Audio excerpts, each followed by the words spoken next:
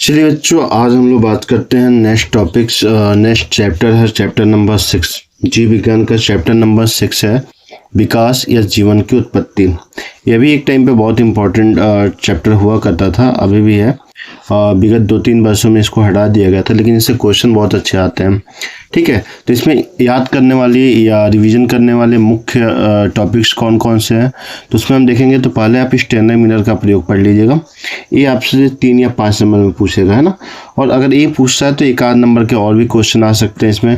जैसे इसके साथ समजात एवं समरूप अंग किसे कहते हैं, पूछा जा सकता है। और शेषी अंगों से क्या प्रमाण है, ठीक है, जैव विकास के संदर्भ में यह पूछा जा सकता है। संयोजक जातियों से जैव विकास के संबंध में क्या प्रमाण है, ये पूछा जा सकता है। या आर्क्योपटेरिस के बारे में पूछा जा सकता है। ऐसे जीन पूल के बारे में पूछा जा सकता है।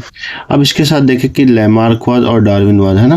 तो दोनों में लैमार्कवाद ज़्यादा आने की संभावना है या दोनों नहीं आ सकते।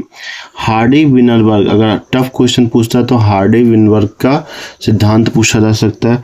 उत्परिवर्तन के आने की संभावना ज़्यादा है, ठीक है। औद्योगिक अतिकृष्णता भी पूछे जाने की संभावना है। तो आपको अगर इसमें से मुख्य याद करना है तो या तो मेरे हिसाब से पूरा कीजिए। अगर उसमें नहीं कर सकते हैं तो आप स्टेनर मिलर का प्रयोग, समजात अंग, अवशेषी अंग और संयोजक जातीय याद कर लीजिए, ठीक है। और हार्डी विनरबर्ग का प्रयोग उत्परिवर्तनवादी याद कर लीजिए। औद्योगिक कृष्णता भी याद कर लीजिएगा।